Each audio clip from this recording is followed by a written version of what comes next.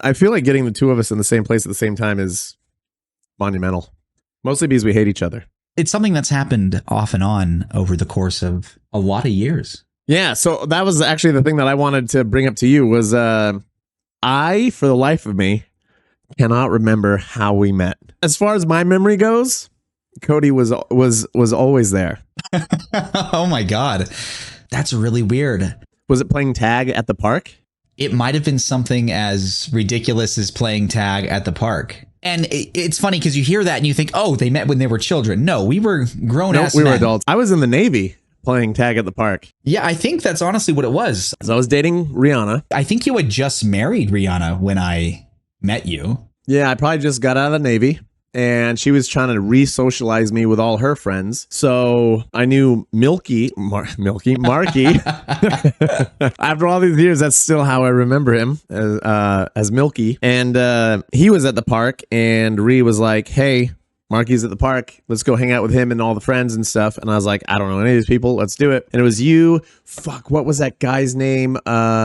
He's really tall. Got kind of buck teeth, overbite. Oh, really? You don't remember his name? I know who you're talking about. His name is Austin. Yeah, Austin was there. Holy shit. If he ever sees this, he's gonna be like, yo, what the fuck, dude? He's an unchanging man. He's exactly the same. Like literally, it's a little creepy. I kind of commend him for it. Somebody who has never changed, lives his life exactly the way he did when we were young.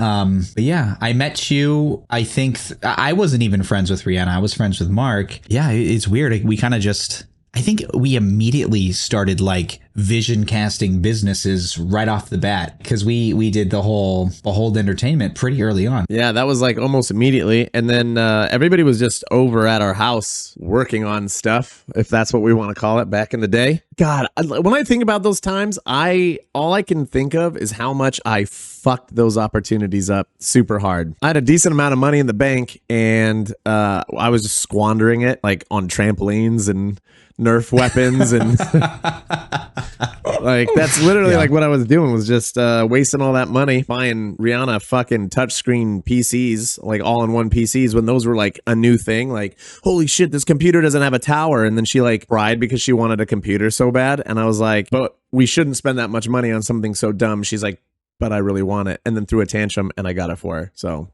that really paid off. I feel awful because I remember those days and how much money you were shoveling out, even on little things for me, right? And I felt like I had taken advantage of you, not even on purpose, just like, damn, like, you know, we did the whole entertainment. For people that don't know, it was like this little, you know, venue thing we were doing where we were promoting bands, and it was doing very well the first, you know, handful of shows.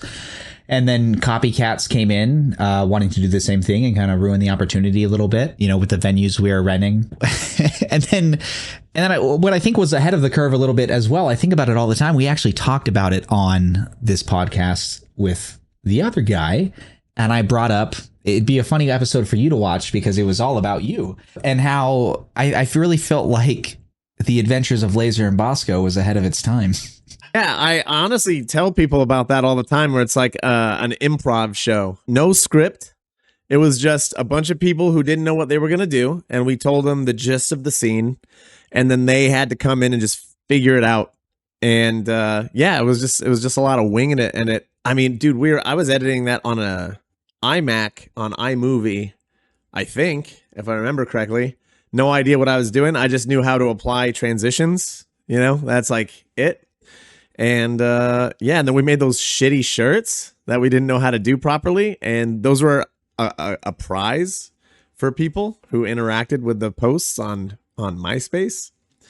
And yeah, those immediately fell apart. Like she wore them to the show that we gave to her. What was it? Kayla?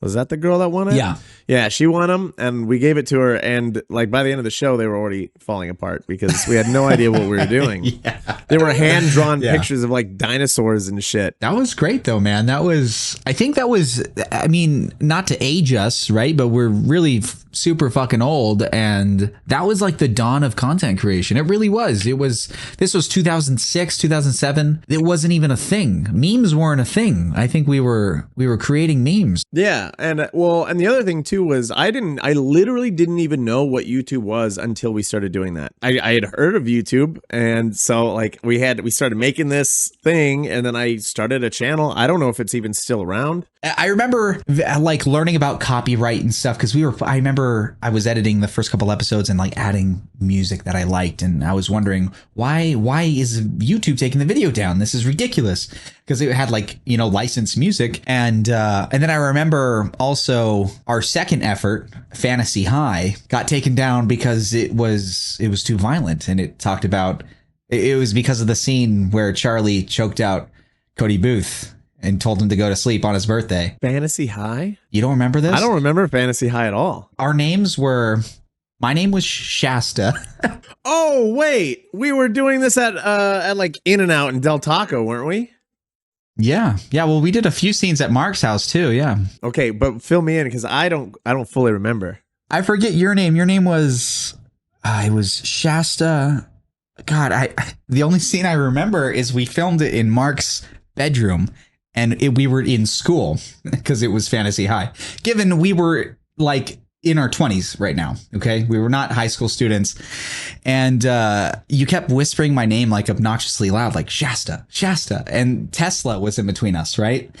Who the fuck is Tesla?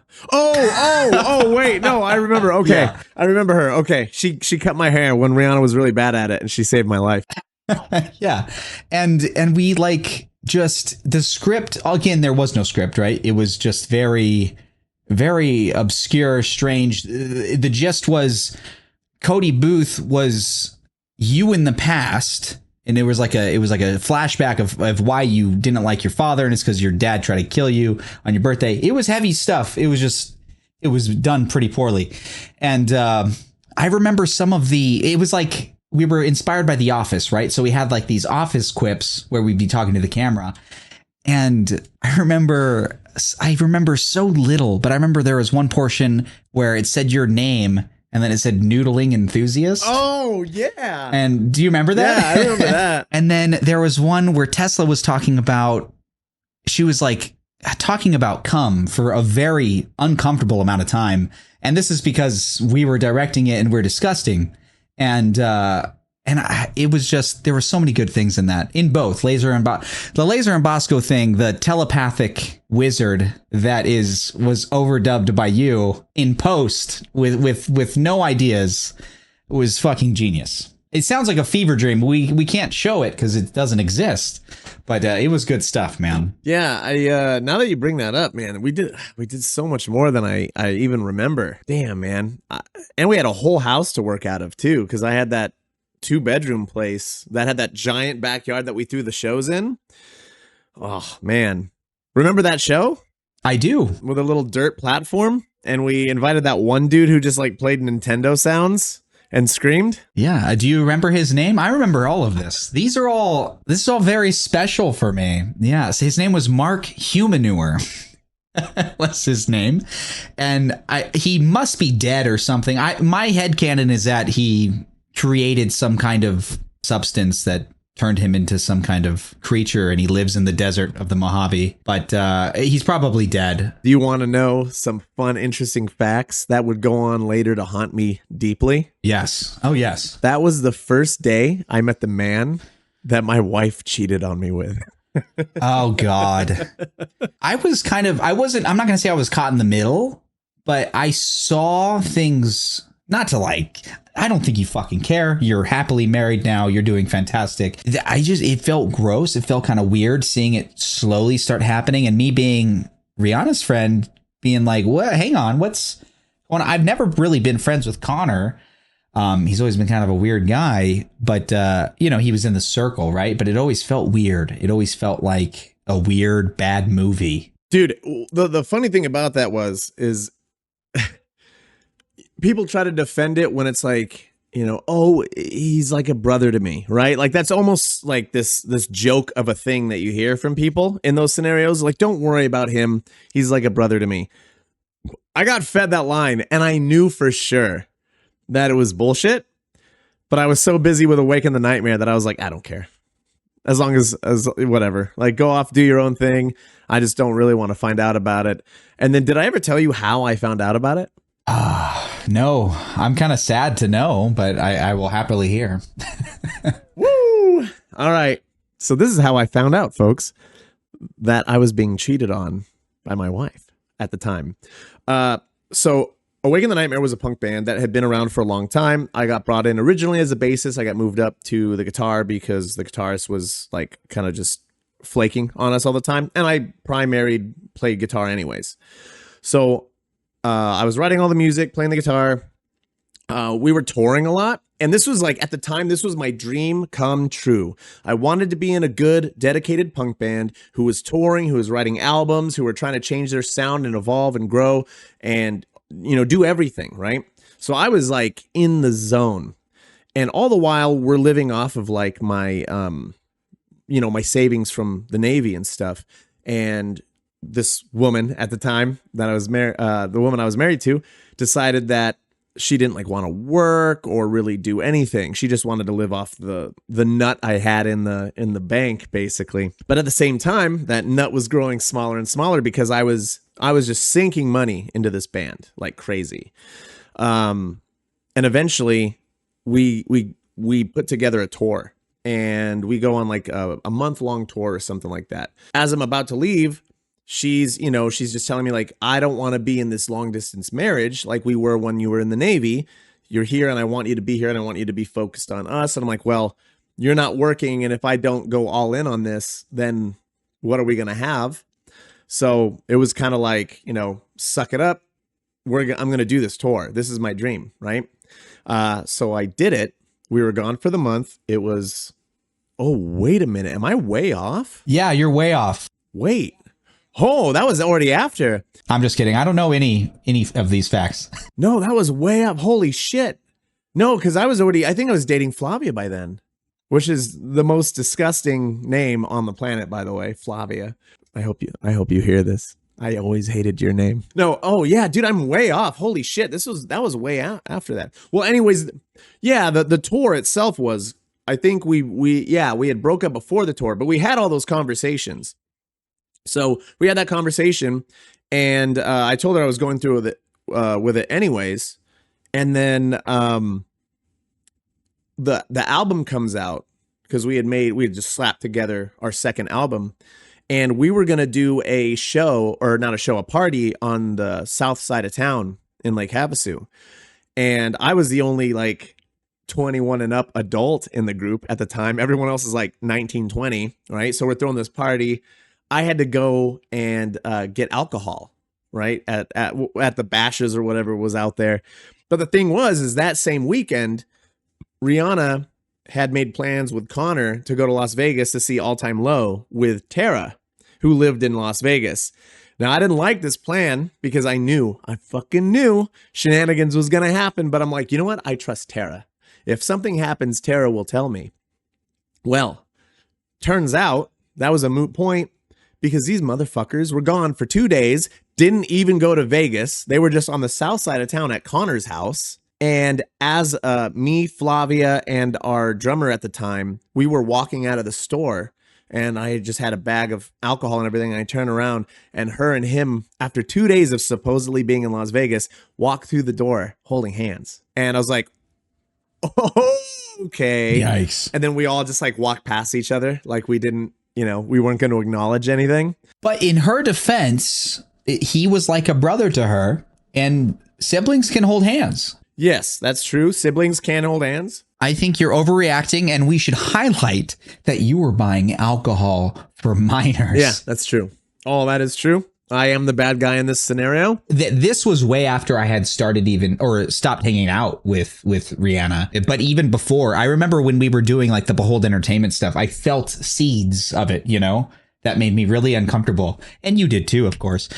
Aside from like the last 10 years, right? We haven't really played big roles in each other's lives, but we've always, every couple years or so, we'll touch base and we're kindred spirits. So it's like we complain about the same things. We kind of level with each other about the same things. We've struggled with a lot of the same things. It was. I kind of felt like it was a matter of time before we got into bed together. I guess on Why? something. Why the quotations? I mean, just say it. It's fine. We got into bed together. No quotations. No quotations at all. Yeah. Yeah. So it was just like a matter of time. There was always a part of me that thought that if we worked together on music, it would probably be good. But over the last like 2 years since the last time I think we had that conversation, I actually came to feel the opposite. I was like, actually, I don't know if we would do well with music together, because I think we're both driven to do it. But I also think that we'd be a two-headed giant. We're two people that, like, we have our visions and we kind of push forward on those visions aggressively, right? And we really just need everyone to just get in line behind us and follow what we're doing so we can get something done.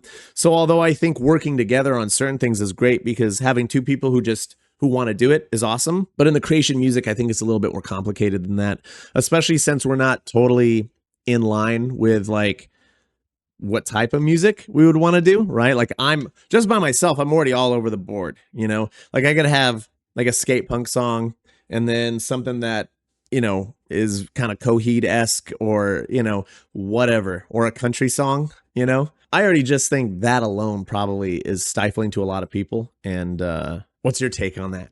I agree, kind of. It's I think music has been just a really so many people, and this isn't like to sound fucking cool or anything, but so many people have hit me up to do music with them, right? Over the years. And I always want to say yes. I've slowly over time learned to not say yes, because it's always ends up being a lie. Yeah. Because I'm always so focused on whatever my passion project is at the time. For most of my life, it was my band, until I broke up that band. And now it's Glad Friends. This is because I'm fucking autistic. I created Glad Friends because it allowed me to give myself the, how do I say, like, the room to do a bunch of things at once, and it makes sense. Because if it doesn't make sense, I'm not going to do it. But if I say, oh, well, this can be a part of Glad Friends. Oh, that can be a part of Glad Friends. Oh, or that can be a part. Then it's like I have a reason to go everywhere that I want to go. And music didn't let me do that. I still will do music. I think just knowing that there's not a lot of success in it for me, A, because I write weird music, and B, unless I was writing like radio hits, there's not any money in it, and it can be fulfilling for sure. But I went on tour. I played with most of my favorite bands. I got to do a lot of cool things. I released some records, and now I still want to do music, but I just want to do it exactly how I want it to be done. You know, I'm not doing it to please anybody. I tell everybody I'm the worst person to work with in any avenue. I'm the worst person to work with because I just want to get it done. I want it to be done professionally. Yeah, I'm already having a terrible time.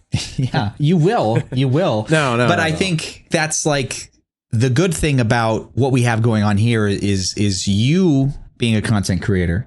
And me being a content creator. I'm a content creator. You are, whether you like it or not, you are.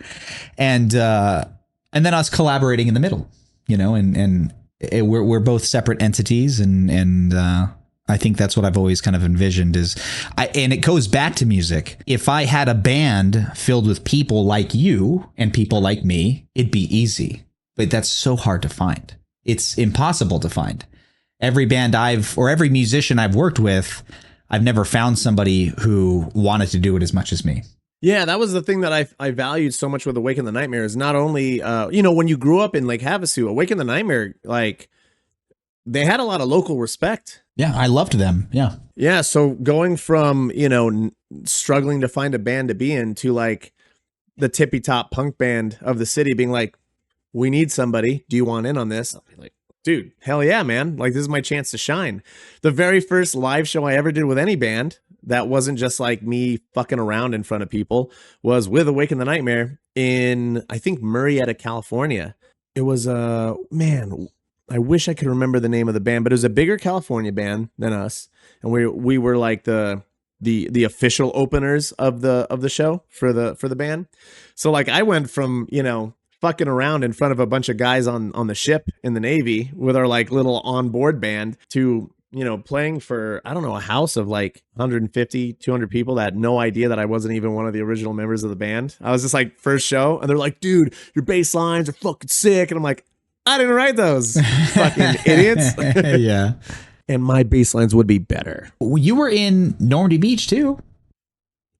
It was a fun era. Don't make that face. Yeah. No. They were a fun group. I really did enjoy working with them and everything. There was, I don't really have that much bad to say. And honestly, when we got Charlie in the band, that kind of like breathed life into the group because that was another rare instance where most of the people in that band wanted to be there. That I thought that was really cool. Like you said, it's very hard to do. Like if anybody listening that's ever been in music, they know how hard it is to get more than like maybe one other guy in the band to kind of sort of care about what they're doing. And the rest are literally just tagging along in hopes that something cool happens. And it is fucking hard to get started at like a lower level, you know?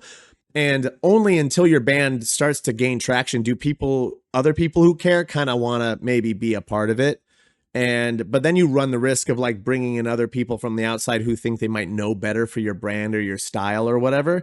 And then just destroying like the legacy that you created with whatever sound you were going for, the vibe your band was supposed to fill. Anyways, back on track. That's what I liked about Awaken the Nightmare was it was a 4-member band and 3 of us were like all in. Me, Mouse, and Tommy. We could practice every day and it wouldn't bother us. We can get together and write every day and record every day. And we were never, you know, gassed on any of it.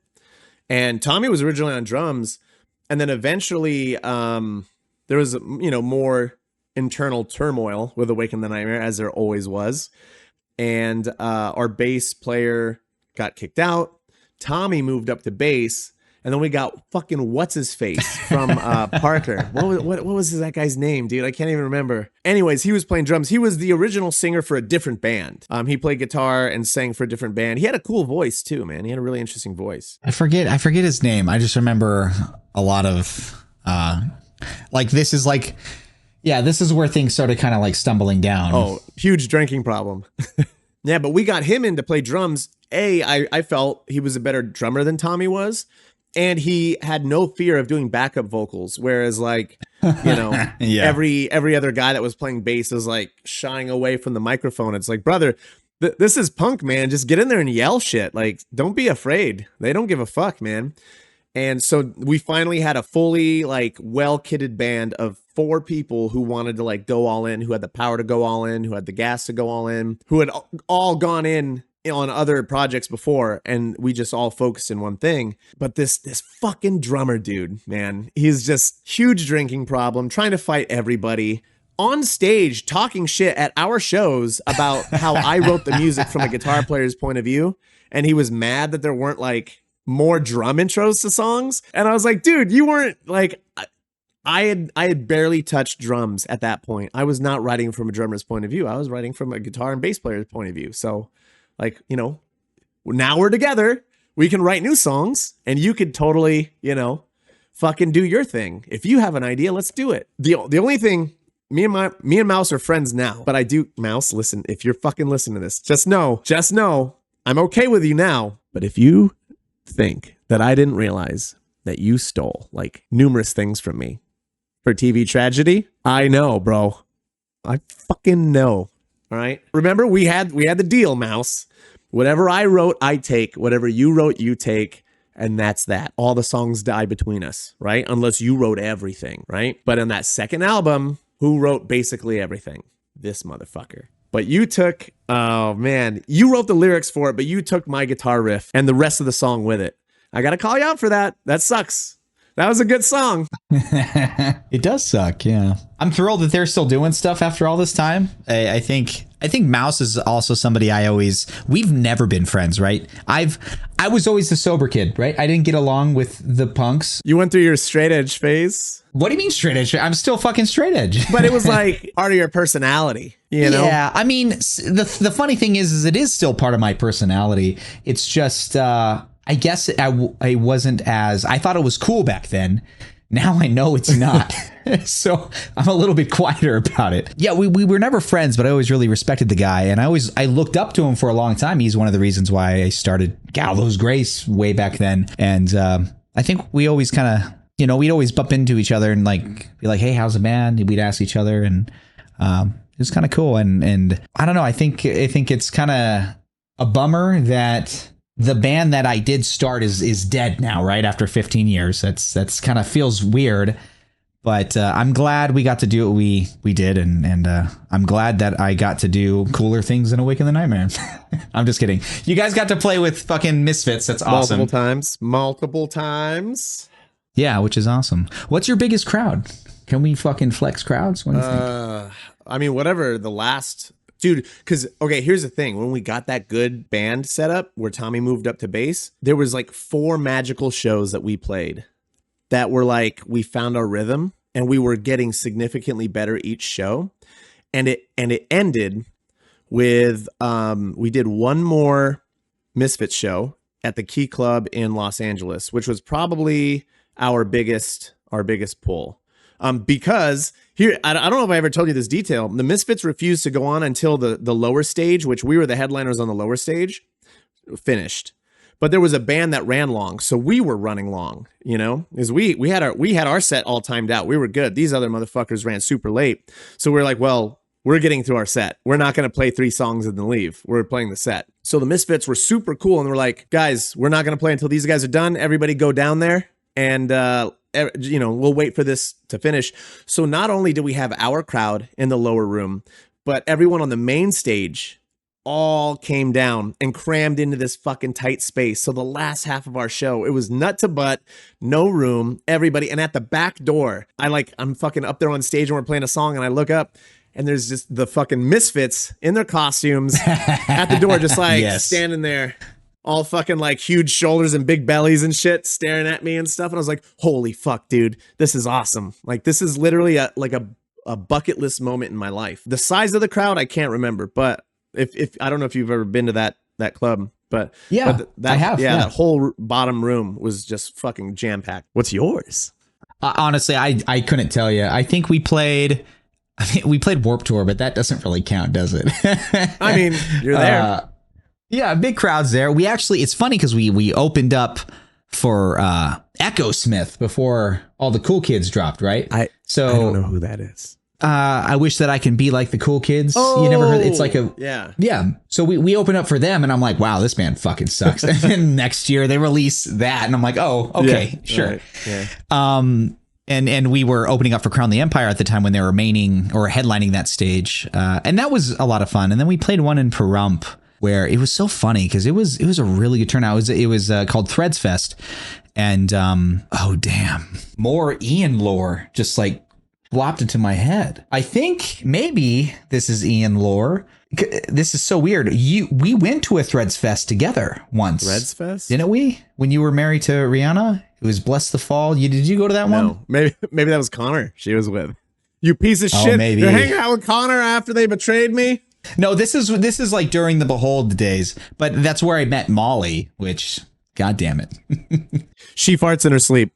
Just so you guys know. Just so you know. Good. She farts in her sleep. Good. She seems the type.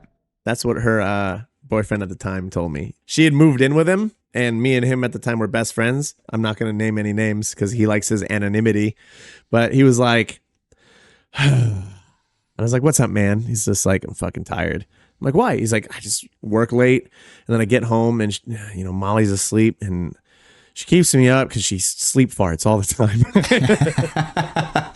That's fantastic news. I'm glad that lore's out there. But I thought we went to a Threads Fest. But okay, years later, we get to play a Threads Fest, which is kind of cool. It was so funny because we played like third or something. I remember being side stage, and it was Crown the Empire headlining, and I remember running into Jeffree Star there, and I wanted to say hi because why not, right? They're standing literally a foot away from me, and I'm just like, just say hi. Stop being fucking stupid. Say hi. Jeffree Star is like 7'9". I don't know, very tall. Fucking tall, heels.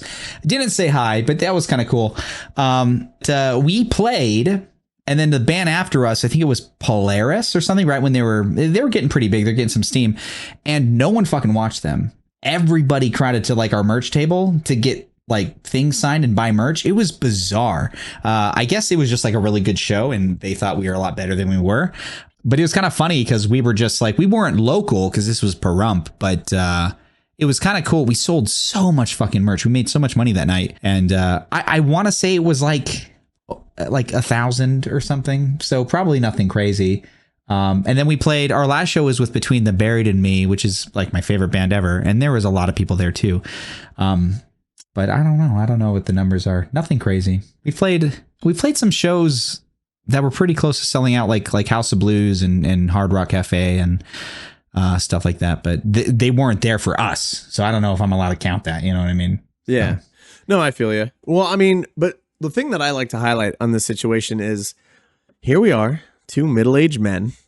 We got in, we got out, we got our experiences. We didn't get rich or anything off of this shit, but we actually probably did the opposite. We became significantly more poor trying. Yeah. But the thing that, at least from my perspective, I don't know about yours, but like, I'm glad that I did it and realized what a fuck.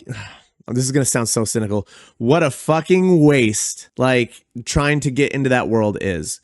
Not that it's like not fulfilling to make music. To this day, I sit in my fucking house right here in this chair and I make my own music, whether it sounds good or not. I don't really give a fuck anymore. I just keep doing it.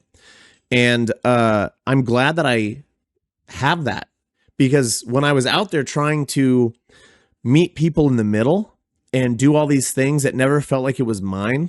It was cool, but I never truly felt fulfilled.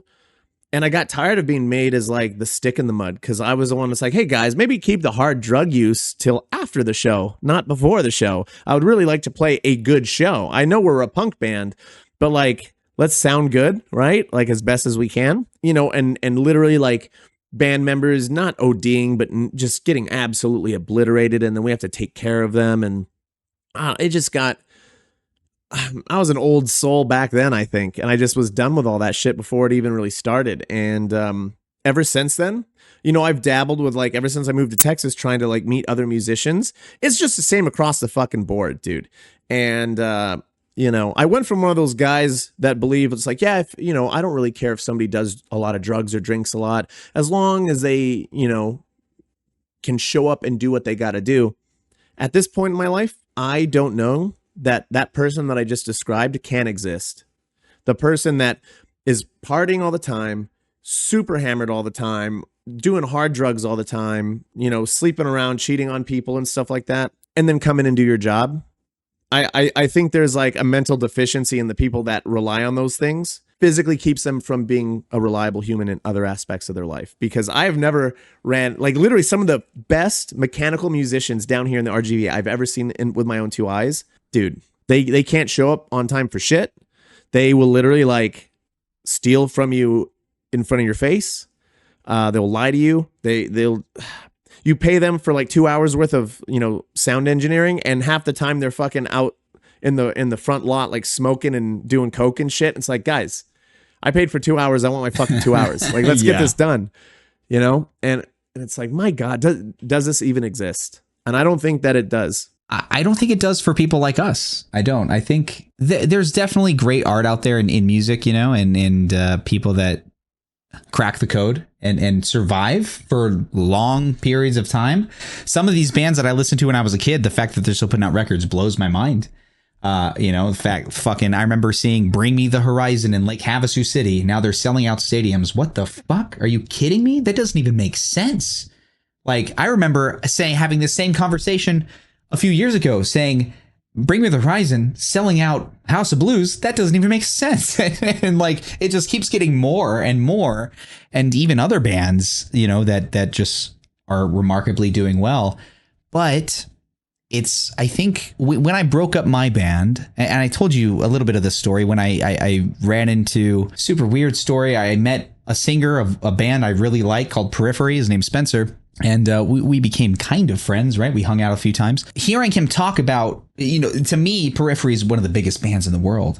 But just talking with him, connecting with him, and realizing that there's not much more he has that I don't have. You know, he gets to play all the time and could travel the world, but he's still living in a house in Vegas with a roommate. You know what I mean? It's like, I would love if I was able to do it all over again and do it a little bit better. That'd be great. But I'm still thrilled. Like you said, I'm thrilled I was able to do the things I was able to do. And hopefully I'll get to do some cool stuff in the future. I mean, social media is so cool to where I see all these bands just like blowing up off of a TikTok of them just playing in their backyard, and the romance is back. You know, it's for a minute it was high production only, got you somewhere, high production, great music videos, like, and you had to have this niche that like spoke to people. Now you can really just play a fucking awful video of you playing in a garage, but if it has a hook, people will love it. And that romance is back, and I think that's really cool. So I think my era's done with music. I'm going to continue to write music, and if people eat it up, fuck yeah, that's awesome. But it spawned a lot. I think me being obsessed with music is what kind of got me obsessed with just art in general and creation. And now that I can kind of weasel my way into the entertainment realm while playing fucking video games as a route there, like, that's interesting, right? Having a conversation with a buddy I've known for fucking 20 years, like, that's interesting, right? That's cool. That's cool that could be viable. And like art doesn't feel so constricted anymore. And I think that's really interesting. I think there's no more limits with what that means. Especially, I think we're on the cusp as far as streamers go. If we're talking about that specifically, we're almost seeing this new generation crop up, which is really exciting, because I think for a little bit there it was really just like spazzy ass Fortnite kids. Like, if you weren't a spazzy ass Fortnite kid, you weren't probably going to make it, streaming. And obviously I'm not a spazzy ass Fortnite kid, but now that era is done, games are spreading out and stuff. And for instance, like X Defiant just came out. That's the game I'm playing right now. That game is marketed for my people. The fucking 40-year-olds who remember the good old days of like arena shooter COD before they like dumbified it the way it is now.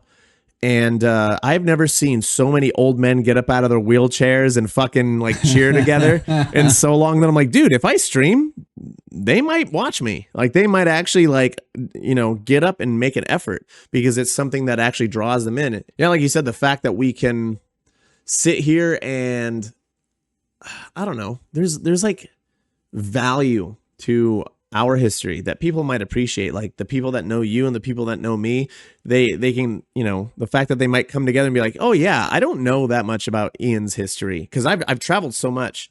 I literally don't have any friends that are current in my life, that in person, that is, that knew me from when I lived in my hometown. And that was just one stop of many stops that I made all the way up until this point. Now I'm living in the RGV in South Texas. I got a house, I got kids, I got a family.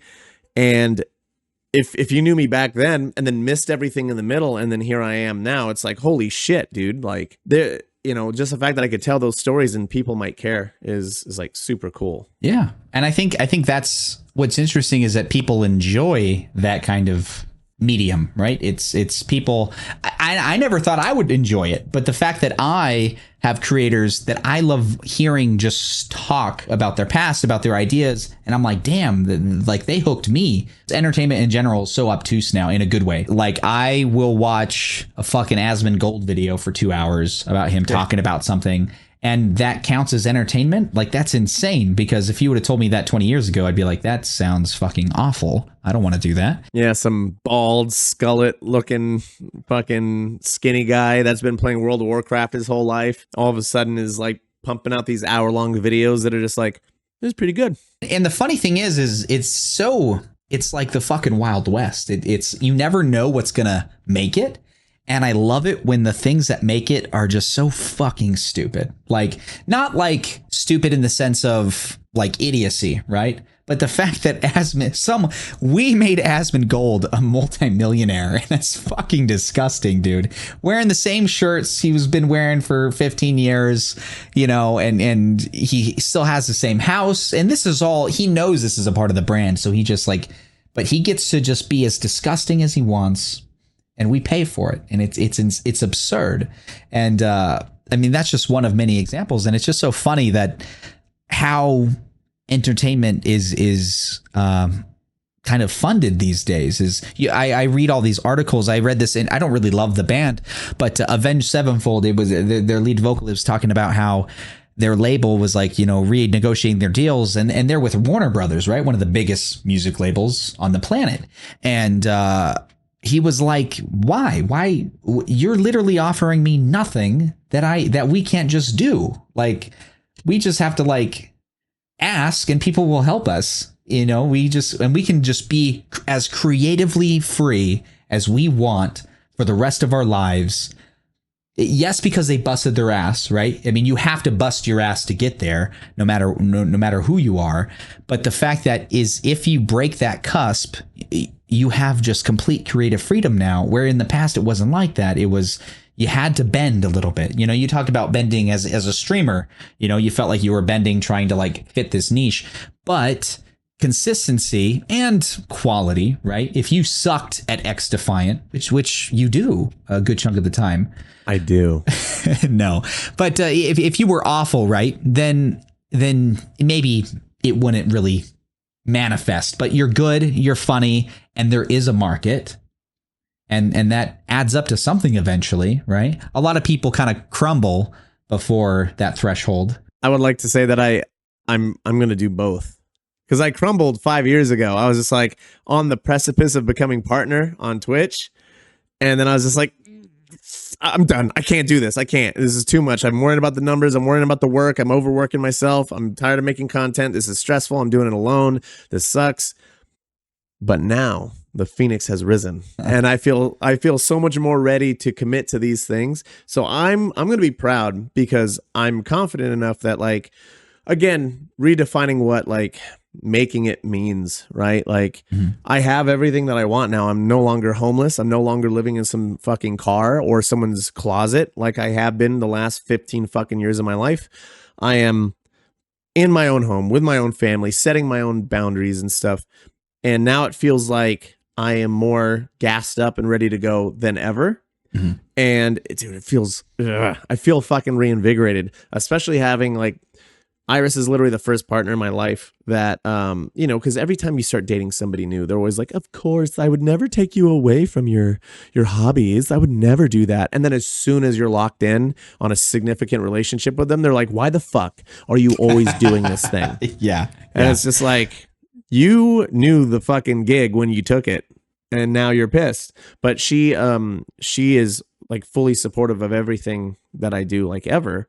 And it doesn't come without the whole, like, I mean, could we have one night together? And I'm like, I really want to keep working, So it's not without those discussions, but it's not, that discussion is different than like, fuck you, fuck your dream, sit on this couch and watch Netflix with me until the day we die, Yeah. Like that's a totally different proposition. And she's the only one that's never forced me into that proposition. Yeah. I think that's a really like real issue with relationships and squandering people's creative, avenues. And I mean, Sarah, we've been together a billion years, so she's used to it now, but I always have a passion project, and it's always more important than it should be, always.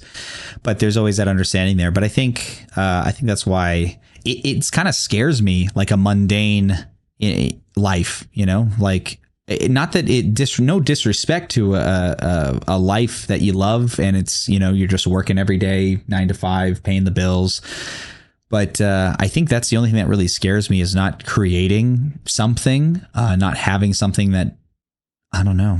It's kind of weird. I can't imagine myself not doing something creative. Like, I can't. And I think losing the band, I was already streaming and stuff when I lost the band, but I think I really clung to this more, like the whole thing of content creation, because there's so much more opportunity to like just be creative, and that can include music, that can include a podcast, that can include me hanging out with friends on Twitch playing video games.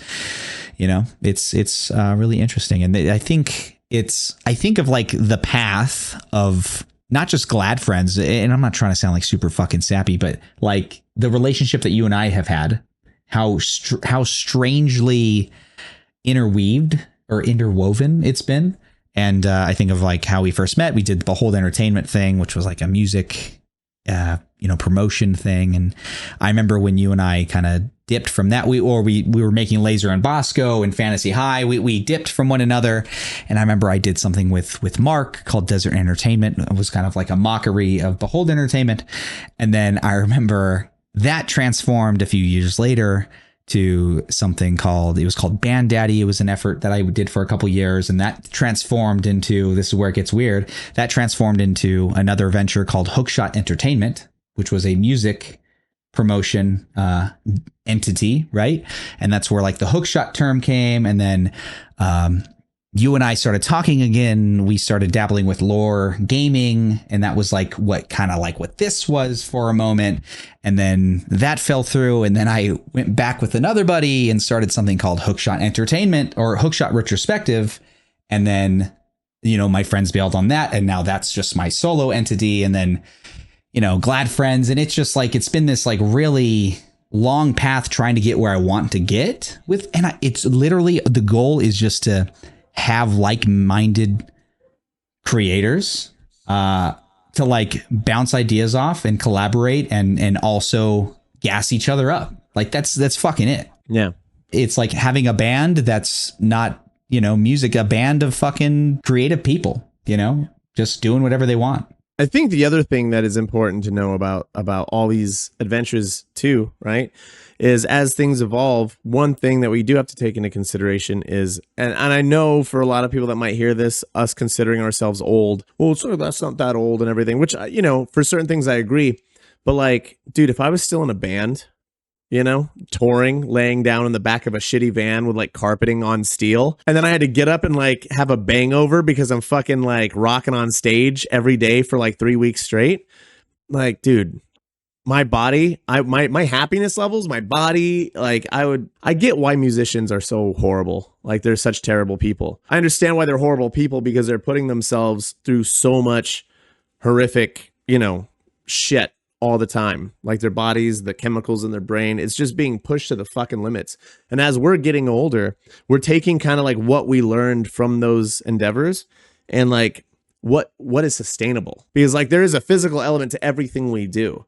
Like I did one 24-hour stream like back in the day, and that's what actually made me pop off on Twitch. I don't know if I'm going to do that very often ever again. I might do it maybe, once or twice a year. I don't think I'm going to be doing that shit every month. That's for sure. Losing 24 hours without sleep, that devastates your whole week. So, and playing music is devastating, and trying to find the logistics for all these people you might be working with is exhausting. It's tiring. And then we all have our own regular jobs and stuff. So it's like, that's exhausting. And if you hate your job, it's even more exhausting than it should be. So it's just like, fuck, man, like all this just to make a funny video or something, which, speaking of that, I thought that this was going to be a more funny, spazzy fucking conversation, but we got weirdly serious and deep really quick. Just for the future, just know I'm very autistic, and this is all gonna go downhill very quickly. Yeah. This is going to be the only good one. Yeah, this is the one where it's like we're introducing you to our baseline selves. This is the non-character versions of us. And then as time goes on, I'm only going to become more autistic. Be ready, because this is the only serious conversation you might ever get out of me. But I think it's funny because there is a lot of like history between us. And I didn't even think we're going to talk about it. I honestly didn't. But I think it is genuinely interesting. And it's so funny because I've talked about this stuff in previous episodes, and I can see like Oz's eyes glaze over because he just like it really does all stem. Everything that's in my fucking brain, like about content creation and stuff, really stemmed from those days when I first met you. And that's like it like was a shock to my system, of, oh, fuck, like this is, I think deep down, it's what I always wanted to do, because it's something I can do a lot more freely than waiting on fucking musicians to, pay me the 10 grand they owe me or learn this guitar part. Do you know what the other crazy part is back in those days, making these garbage ass shows that involve like potentially 10, 15 people. How did we get that done faster than getting like 3 other musicians into a fucking room to do the thing that they say they love? Like, oh, I'm a musician in my heart and this is all I want to do with my life. Can you come play your bass line for our song? Fuck, no, never. And it's like, yeah, dude. It's a litmus test. It really is. With everybody we've worked with, I think what you're doing and what I'm doing, it's a litmus test of our perseverance. I think of when I broke up my band of 15 years, I thought if these boys don't go out immediately and do something else, then it was fucking fake from the get-go. And they didn't. They haven't touched music since. So you're telling me the only thing that kept you going was me? Back then, that's what I was saying. That's like when I would have conversations with, because when I was with Awaken the Nightmare, I was very aware that like I was lucky in the sense that for the longest time, 3 of the 4 of us were dedicated, and then 4 of us became very dedicated. And I would look at your situation and I would be like, dude, Cody's life kind of sucks. Not that your life sucked, but like looking at the music, it was just like, dude, you are fucking literally dragging like 5 dead bodies behind you at all time. And that's just the people that you are actively trying to work with in the music, not all the peripheral people.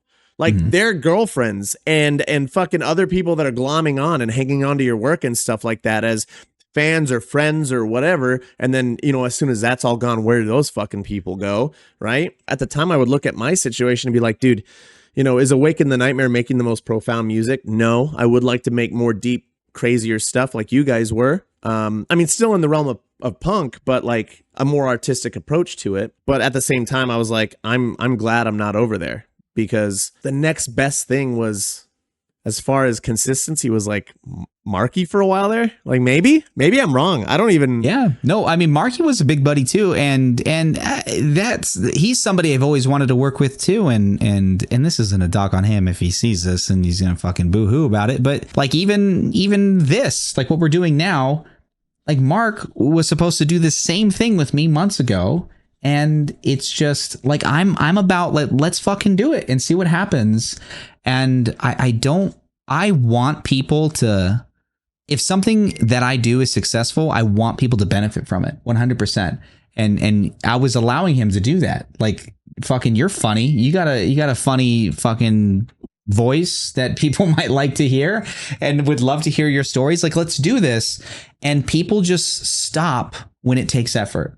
It's like, oh, well, you know what? I don't know if I can. You can squeeze out fucking. We've been talking for 51 minutes. That wasn't that hard to do, right? You're a busy person. I'm a busy person. And I think that's what bums me out. And I hope me and Marky get to do something in the future, because that'd be important to me. And I think it'd be great. But the fact that people just don't want to put in the small amount of effort it takes. This takes little effort. And you know, it's a bummer, man. It's a bummer that people don't want to be more creative. Well, I think the other thing about this too that is really insulting is like the concept of a podcast of any kind is super awesome, just because you and I would check in with each other, you know, like for a while there was like once every maybe 6 months, but more recently it's been like, you know, once a week we'd check in and just kind of like tell each other what we're doing, what we're working on. Those are all podcasts. That's it. Yeah. Yeah. Like 100%. We talked for 2 hours like a little while ago, and we could have recorded it and it would have been an interesting conversation. And it's like, dude, you don't even need to come up with anything. You don't even need to have like a real plan. You just have like, you know, oh, where would we start? Well, where did we start? Let's start there. It's easy. And then the next time we come in, we'll fucking pick up from there and pick up from there and pick up from there until we got a fucking bank of shit that we can look back on and like retread whenever we want. So all these people that always say that they want it, and it's like, well, life's hard. Yeah, fucking life's hard, dude. And unfortunately, it takes imbalance. There's no success that came with balance. And I know a lot of people don't want to hear that. I know everybody wants to think that you can be the guy that gets to the gym at 5 a.m. and fucking does his cardio and lifts his weight and stays in shape and fucking eats perfect food and has other hobbies. Like I have jujitsu and I game and I write music. And in a perfect world, I would do all 4 of those things every single day and then get on Twitch and stream and then get on the podcast and record. And somehow along the way, find time for myself to relax, sleep, and be with my family in to a degree that everyone feels satisfied. And it doesn't fucking happen. Every given day, I have to like drop jujitsu or drop right now. Like my family's literally all hanging out in my bedroom waiting for this to end so they can come out and walk through the house. Right. It takes imbalance, unfortunately. And the only thing that you could hope for is that as your life grows and you get like a family and stuff, and you get a partner, that partner is willing to sacrifice that portion a little bit for you for a potential, you know, boon later. But that takes faith. And I don't think our generation is, very flush with faith at this point. So I've never heard it said, and I fucking love it, but it takes imbalance. That's fucking heavy. That's insane. I've never thought of it like that, because it does. I think it feels imbalanced all the time, but I don't think about it as a positive thing. But sometimes it is. I haven't had much growth over the last 5 years. I've had some identity crisis here and there, and trying to figure out what I want to do. And I think this year has been really good, just identity wise, right? Figuring out what I want to do and what I want to contribute. And but yeah, it takes imbalance, man. That's just to do this. Like, we had to schedule this like a week ahead of time, and we both had to make sure that we were able to get off work, and make our way back home and get everything done, and then get here. And then even then, there was still speed bumps along the way for us to just do this. And it's going to be funny, because when we post this, the amount of views or interactions that we're going to get, probably not going to be great. But in fucking 3 years, when this podcast is doing a lot better, and a bunch of people that we're talking about start sniffing around again, be like, hey, you would be great if I was a guest on your podcast, or I was a co-host on your podcast. It's like, nah, motherfucker, you missed the first 3 years of work that we had to put in. Yeah. Nah, get out of here with that shit. It's a long game, man. And I think the long game's fun. I think it's looking back to every once in a while, someone will bring it up, like they're starting streaming or something like that. And I will on stream, I will bring up my first stream. And I say, look at this fucking moron. Like, look at this. I'm so awkward. My lighting's awful. For some reason, even being years in the music industry and entertainment industry, I fumbled that start so hard. And I remember sitting in front of the fucking camera, seeing that go live button and just not hitting it. And I don't want this to sound like metaphorical or anything. I mean, literally, I was just nervous. It was awkward. And I was streaming in front of nobody, but it was just hard to take that first step. But now I don't fucking care. I just hit it and just go. It doesn't bother me at all. And I think about that with like the podcast, imagine what it could be in 3 years. It could be something fucking huge and awesome, but you didn't do it because, it was a little too uncomfortable. Like, that's insane. To me, that's just fucking insane.